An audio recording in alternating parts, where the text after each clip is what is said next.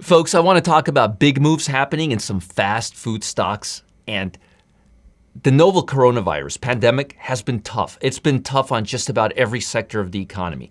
But probably the biggest hit industry space is restaurant space. The negative is this.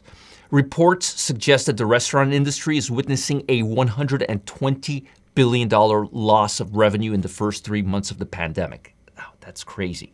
The number of COVID-19 cases are steadily rising across the country. Again, averaging about 54,000 every day since August.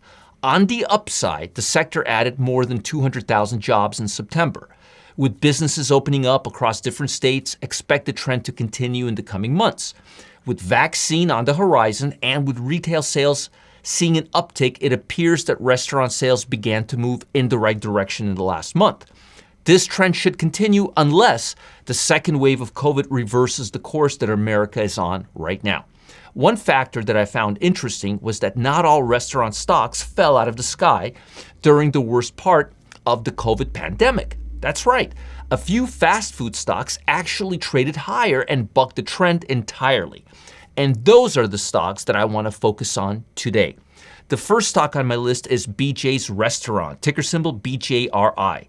BJ's Restaurant is a California headquartered restaurant chain operating in 28 states. Each of their restaurants is operated as a brewery, which includes a brewery within the restaurant. I love that.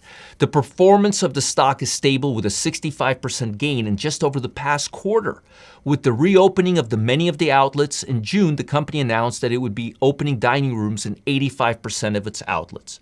Additionally, the company holds minimal debt and about $75 million in cash, which is huge.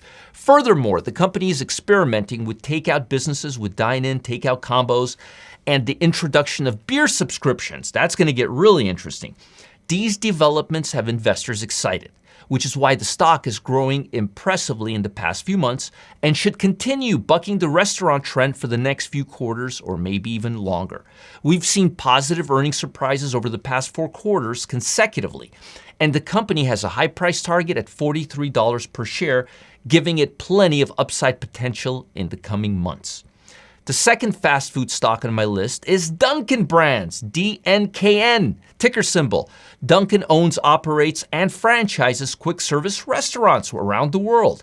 It serves hot and cold coffee, baked goods, as well as ice cream.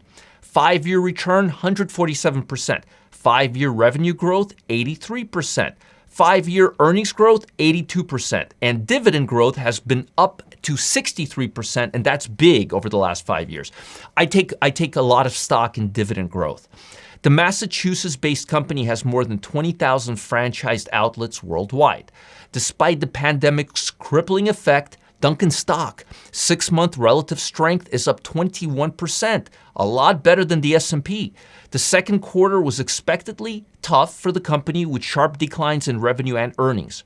Moreover, the company closed a lot of stores due to the COVID-19 slowdown. It expects to close another 800 stores in 2020. They've got a lot of stores, though, I'm going to tell you folks. However, the company remains in a stable position in the third quarter. The company has done well to control expenditures and operating expenses to limit cash burn. Meanwhile, takeout services combined with several short-term offers helped offset losses.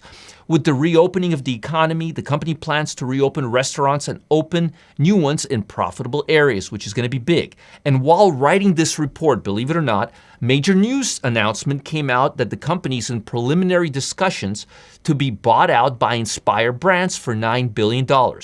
Inspire Brands, formerly Arby's Restaurant, is a holding company that owns and franchises Arby's, Buffalo Wild Wings, Sonic Drive-In, Jimmy John's, and Rusty Tacos.